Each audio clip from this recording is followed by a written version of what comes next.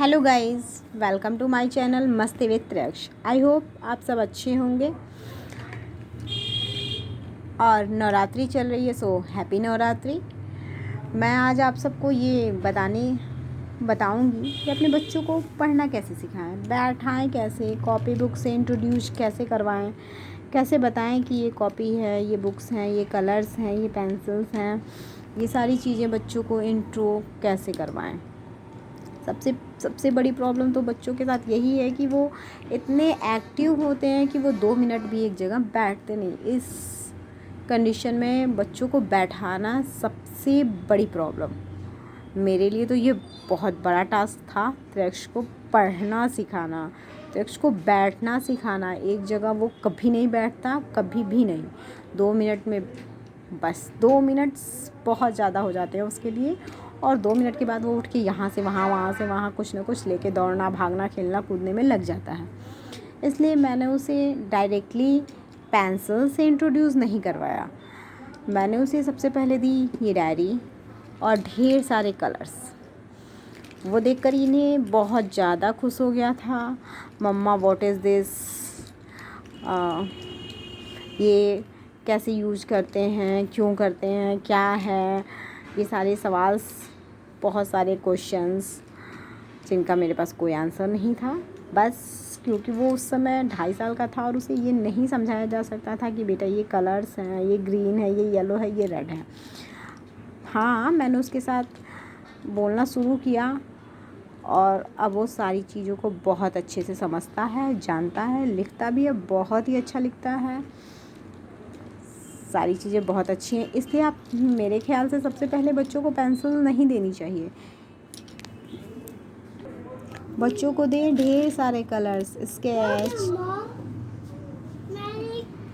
बच्चों को दें ढेर सारे कलर्स, स्केच, पेंसिल, क्रेयॉन, सब कुछ। लेकिन पेंसिल नो वे। मैंने सबसे पहले ये डायरी दी थी और ये देखिए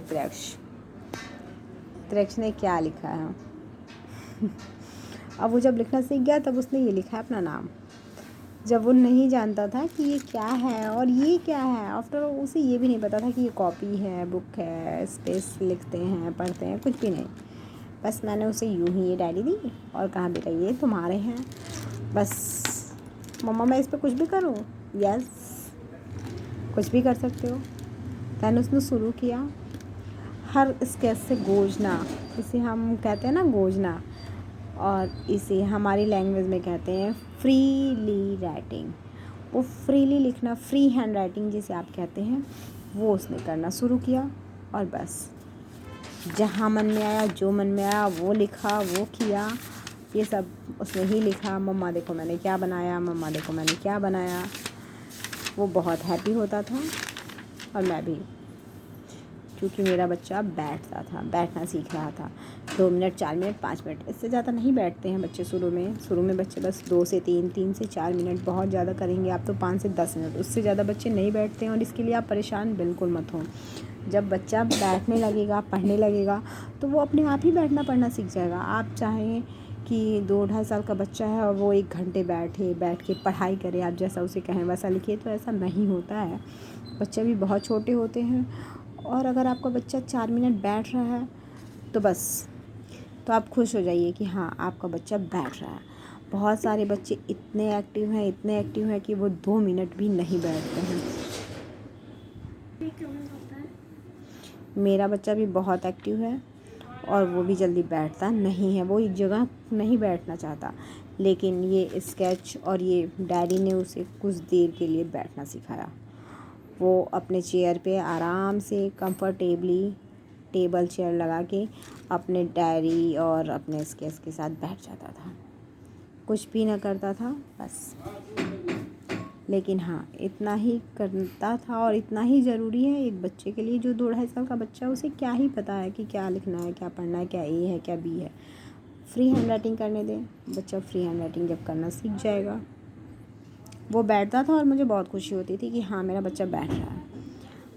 मुझे बहुत सारे लोगों ने कहा कि बच्चे को डायरेक्ट स्केच नहीं देते हैं, पेंसिल से लिखना नहीं सिखा रही हो, डायरेक्ट स्केच दे रही हो, लिख नहीं पाएगा, ये सब मिथ है।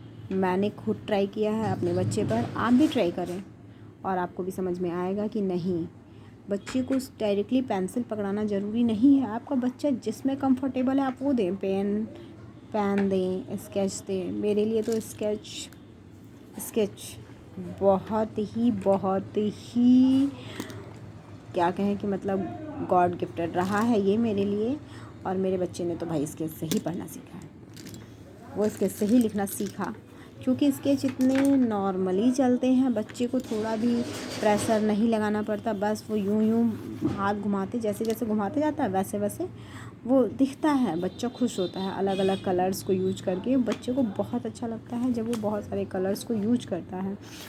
बस जब वो यूज़ करना सीखेगा वो बैठना सीखेगा, वो खेलना सीखेगा कलर्स के साथ, उसे मज़ा आएगा इन कलर्स के साथ खेलकर, वो इन्जॉय करेगा। जब वो इन्जॉय करने लगे तब आप उसे धीरे धीरे धीरे बताना शुरू करें कि बेटा ये स्टैंडिंग लाइन है।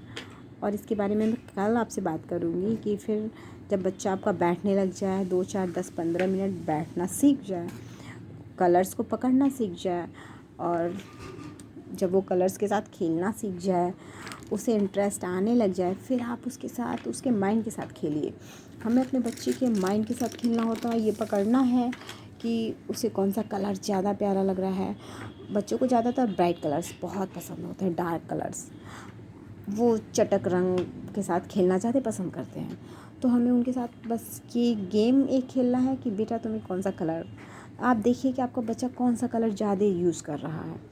मेरे बेटे को ब्लू कलर बहुत पसंद है, वो ब्लू कलर, रेड कलर, इन सब कलर से ज़्यादा लिखना पसंद करता है। ज़्यादा ड्राइंग्स भी वो रेड और ब्लू के बनाता है, इसलिए मैं उसे लिखना भी रेड और ब्लू, ब्लैक, इन डार्क कलर से ही सिखाती हूँ।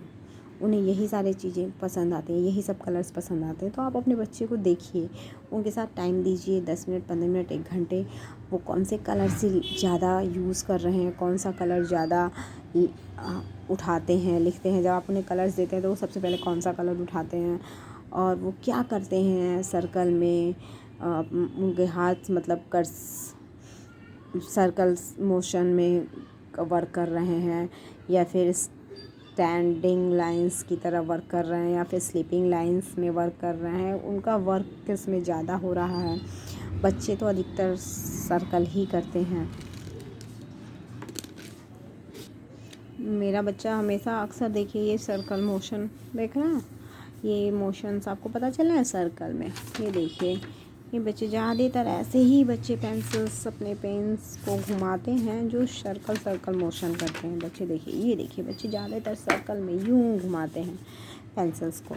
ये देखिए स्लीपिंग, ये देखिए सर्कल। ऐसे हमको केयर करना है कि हमारा बच्चा सर्कल मोशन कर रहा है, स्लीपिंग कर रहा है, स्टैंडिंग कर रहा है, क्या कर रहा है वो, और बस उस हिसाब से ही बच्चों को सबसे पहले लिखना सिखाएंगे। अगर आपका बच्चा सर्कल करता है तो उसे सर्कल बना के दें, सर्कल बना के दें।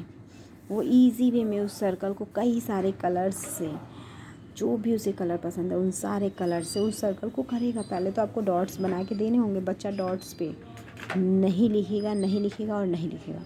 आप ये मत सोचिए कि हम एक बार में डॉट्स बना के देंगे और हमारा बच्चा एकदम परफेक्ट सर्कल बना के देगा, ऐसा कभी नहीं होता है। बच्चे अपने मर्ज़ी से लिखते हैं, आप कितना भी सर्कल बना के देंगे बच्चा अपनी राइटिंग फ्री हैंड राइटिंग ही करेगा। सो छोड़ दीजिए, कम से कम 2 महीने बच्चे को फ्री हैंड राइटिंग करने दीजिए। जब वो 2 महीने तक 15-15 मिनट बैठेगा, शुरू में वो 2 मिनट, 4 मिनट, 3 मिनट, 5 मिनट ऐसे बैठना शुरू करेगा, 10 मिनट, 15 मिनट। जब आपका बच्चा देखिए 15 मिनट बैठ रहा है, 15 मिनट वो बैठना सीख जाए, उसके बाद ही आप उसे सर्कल, स्टैंडिंग, स्लीपिंग ये सब चीज़ें बताएंगे।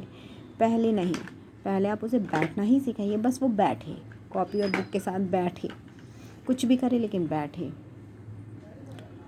और बैठना सीख जाएगा।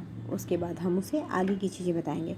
पहले उसे कलर्स और कॉपीज़ के साथ खेलने दीजिए, उसके बाद हम उसके माइंड और कलर के साथ खेलेंगे और उसे एंजॉय कराते हुए सारी चीज़ों को एकदम परफेक्ट तरीके से सिखा देंगे।